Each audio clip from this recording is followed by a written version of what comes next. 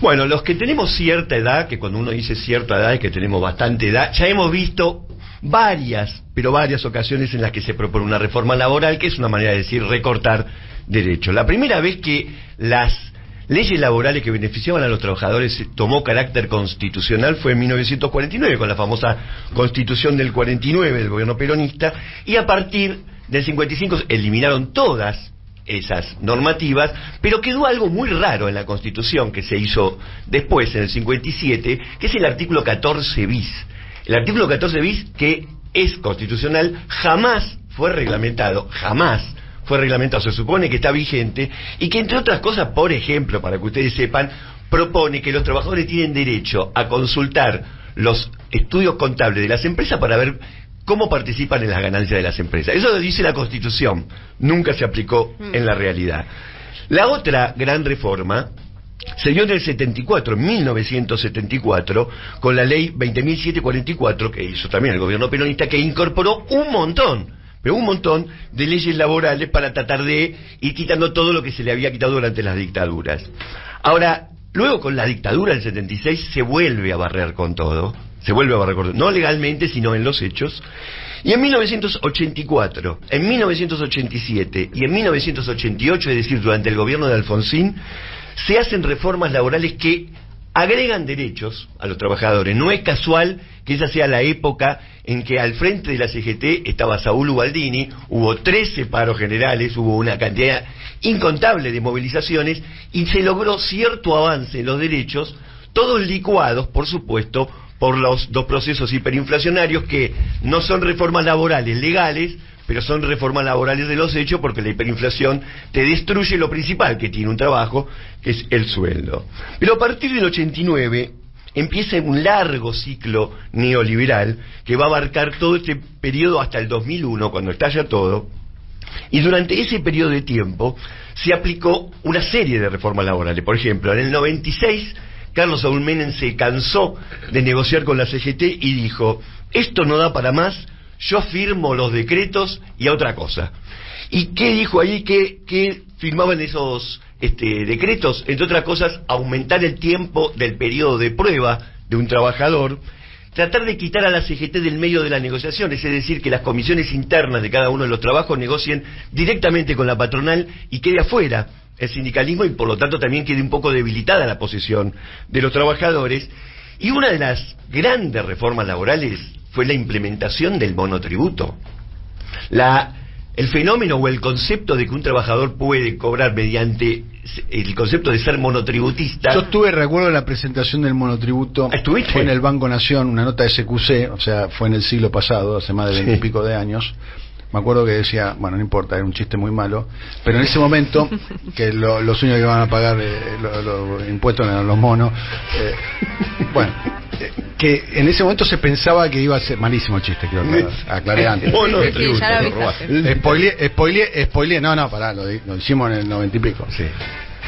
Y en ese momento se planificaba que iba el universo de los monotributistas iban a ser 200.000, 300.000, era como los sí, que y no, menos también, los que eran, los que no eran autónomos, que existe la categoría autónomo, claro. Y los que no eran trabajo registrado, digamos. Sí. Bueno, y ahora como una figura eventual, digamos, vos prestabas un servicio eventual. No sé cuántos son, pero es realmente, aparte, desde el Estado te contratan como monotributista. Sí. 2 millones de monotributistas, acá me dice el Rulo. Bueno, esa fue una reforma laboral impresionante, porque hay un montón de trabajadores que ganan 2 mangos y son monotributistas. Ahora, todo esto dio como resultado que durante el gobierno menemista se duplicó el desempleo, que pasó del 7 al 14%, con picos en el 95 y el 96 que llegaron al 20% del desempleo, y una precarización laboral que llegó para quedarse, el 29% en 1990, y ya para el 2001 había llegado al 43%. Ahora, cuando llega de la Rúa al gobierno, se empieza a trabajar en una nueva reforma laboral, en la cual se creía que iba a marchar todo bien, porque en diputados tenían mayoría, pero, por ejemplo, una persona que se oponía a la reforma laboral, que era Hugo Moyano, decía: en el Senado no va a pasar porque la mayoría es peronista. Che, que me suena eso, Un revival. Un rival, suena, ¿no? Por ejemplo, ¿quién apoyaba la reforma laboral? El secretario general de la CGT, que era Rodolfo Daer. Me jodés. Rodolfo Daer apoyando la reforma laboral. Se logra... Es el hermano de Héctor. El es hermano el hermano de mayor. Héctor. Exacto, la familia Daer. Formado en El Partido PCR, Comunista. claro. ¿No es en el PCR? En las PEDE, me parece. ¿En la FEDE? Pues Exacto. Pero sigue al frente de la alimentación. sigue al frente de la alimentación,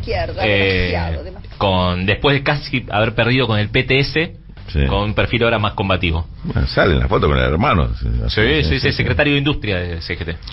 Ya. Bueno, Perdón. se va a votar el Senado. En el Senado se Sí. pensaba que no se iba a poder aprobar. Y de repente... No le dan los votos, No le dan van a los poder. votos. Y le dio los votos. Uy, mirá lo que te voy Le a dio contar. los votos, aprobaron la reforma laboral, después el diputado salió por un tubo. Esto fue el 26 de abril del 2000. Y el 11 de mayo fue sancionada en la Cámara Baja, 121 votos lograron, menos que ahora, 121 votos en diputados. Se opuso parte del Partido Justicialista y el frepaso dentro de la alianza, pero a partir de ese momento, Hugo Moyano declaró que el ministro de Trabajo, Alberto Flamarique, le dijo: para los senadores tengo la Banelco. No sé si puedo contar lo que tengo. El lunes es a quien vi, Por favor, contalo. a Ponta Cuarto. Ahora que decís esto. Ese es uno de los senadores. Hombre de radicalismo. Hombre del radicalismo. Lo vi a vivo, en presencia, sí. Acá, uno, como ahí donde está Rulo. No Lo puedo llaman- decir la ocasión. Lo llaman a Moyano a que declare en la justicia y dijo exactamente lo mismo. Me dijo que tenía la Banelco para los senadores, hoy sería Mercado Pago, algo así. Y a continuación aparece una nota anónima que dice que los senadores habían sido coimeados, y toma esta causa el vicepresidente de la Nación, que era... Y la impulsa periodísticamente Joaquín Morales Solá. Bien, buen dato. Chacho Álvarez, el vicepresidente, toma esta causa. Inicialmente lo apoya Antonio Cafiero, pero después que Antonio Cafiero recula, no quiere denunciar quién es. Chacho Álvarez avanza con esto, lo cual era muy loco, porque el acusado de haber sido el coimeador era el gobierno al que él pertenecía, Y el presidente de la Cámara de Senadores. y el presidente de la Cámara de Senadores, y termina con su renuncia, que podemos escuchar a continuación. Renuncia indeclinable al cargo de vicepresidente de la Nación. Lo hago para poder decir con libertad lo que siento y lo que pienso, y al mismo tiempo para no perjudicar al presidente ni alterar la vida institucional. La ley Banelco, ustedes fíjense las cosas que reformó esa ley.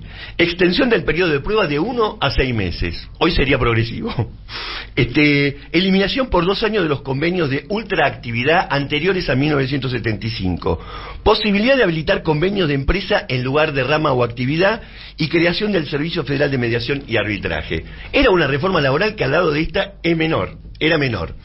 Ahora, quedó el tema de la coima a los senadores como el gran escándalo, cuando en realidad el gran escándalo era la reforma laboral en sí misma, que le quitaba derechos a los trabajadores. Después de la renuncia del Chacho, esa alianza quedó sumamente debilitada, y solamente un año después cae el gobierno de la Rúa, y finalmente en el año 2003, justamente una de las personas nombradas en este programa, Mario Ponta Cuarto, afirmó en una entrevista en la revista que existía en ese momento, llamada TXT, a la periodista María Fernanda Villosio, le reconoció que él había cobrado el soborno y que conocía que otros senadores también lo habían cobrado. Esto, por supuesto, hizo que se autoinculpe, fue el único que tuvo problemas judiciales, la causa quedó en la nada, la ley había quedado efectivamente aprobada, nunca se anuló ni nada por el estilo. Está en la calle Ponta Cuarto, confirmo. ¿Está en la calle? ¿Está en la calle? Sí. ¿Qué significa que está en la calle? Confirmo, no, que lo vi. Ah, lo vi, que no está preso. Ah, está bien.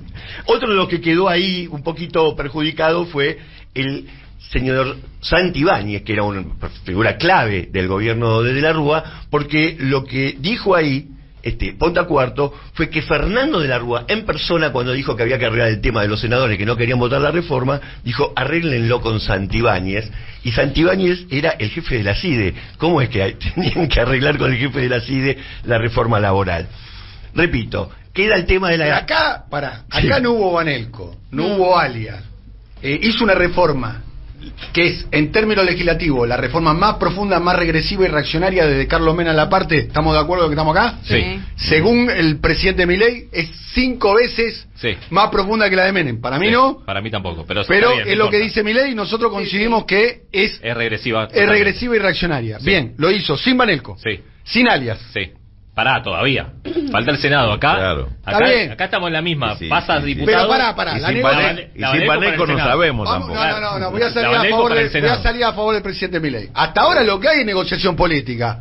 Tomá la crocante de recursos de las provincias, Sí, las transferencias a las provincias. que son discrecionales, Sí, son discrecionales. de todos los gobiernos. O sea, cuando lo hace un gobierno nuestro, nosotros decimos que bien, que apoyen a la provincia para que le paguen a los maestros y a los enfermeros. Milei lo está haciendo, lo está haciendo con los mismos fines políticos que lo hace cualquier otro tipo de gobierno. Pero ¿No? Lo está no haciendo sabemos todavía. Bueno, No sabemos. pero no hay venalidad en eso. No sabemos. No, eso no. No sabemos. Bueno, Eso bueno, no. no lo sabemos. No, pará, Como no eso lo no, sabemos, no. claro. Lo está Eso haciendo no. en un contexto en el cual no están girando ningún tipo de guita a las provincias. Pará, no lo Por hace derecha, por derecha no. Exactamente. No lo hace tirando un solo tiro. Eso sí. O sea, No hasta donde yo sabemos. sé, por Sinceramente, ahora. no sabemos. Por ahora no régimen tuvo que de tirar una bala de grandes goma, inversiones. No sabemos si no hay no sabemos. Por ahora. Estoy Si no hay dividido lo que incentivos pasa por particulares. ahora. Bueno, por ahora no hay sin una Claro. bala de goma, Sí, sin claro. una granada de bala lacrimógena. Sí. Nada. Nada. Pero vos decís que De Loredo lo hizo por vocación, su voto. Es por Yo los creo que intereses De de la Loredo, provincia. Sí. yo creo que, no sé, se lo tenemos que preguntar a De Loredo. Yo creo que De Loredo mira las encuestas y se fija. ¿Y Pichetto qué mira? ¿Eh? ¿Y Pichetto qué mira? El Supo- interés de la provincia, las encuestas, porque hasta interés ahora personal no de me él. da nada No. para...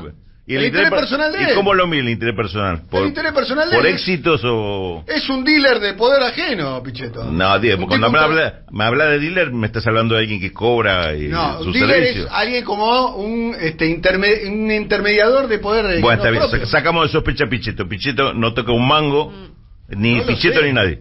Ah, bueno, No, no yo- sabe, estamos de acuerdo, no sabemos No, si y hubo el tema es que venalidad. Yo todo lo que esto- digo es No que el sabemos nego- si hubo venalidad. está el bien. nego- no, Es el lo que- nego- el que negocio- quería hacer, estamos de acuerdo, no, estamos de el acuerdo. negocio de Pichetto es la intermediación. Sí, sí, De- total. pero de poder, a eso voy. Por eso, a eso voy. Ese fue el negocio. Eso lo llevó a ser vicepresidente Macri, entre otra cosa. No, y la disociación que hay entre Empleado, el dijiste Palacio hace un rato. Legislativo Hace rato y dijiste la empleado. calle. Porque todo esto se votó mientras que no había conflictividad social. Eso no es que es- estaban todos los gremios Eso es un afuera del tema tan, Congreso tan ajeno a tomando Pichetto. porque ese estaban tema discutiendo es tan la ajeno a reforma Pichetto, laboral. Es tan ajeno a Pichetto como, qué sé yo, que me habla. No es el tema de Pichetto, por eso digo. No, obviamente Ahora que que no no hay, lo es. no hay venalidad, digo, repito, no sé.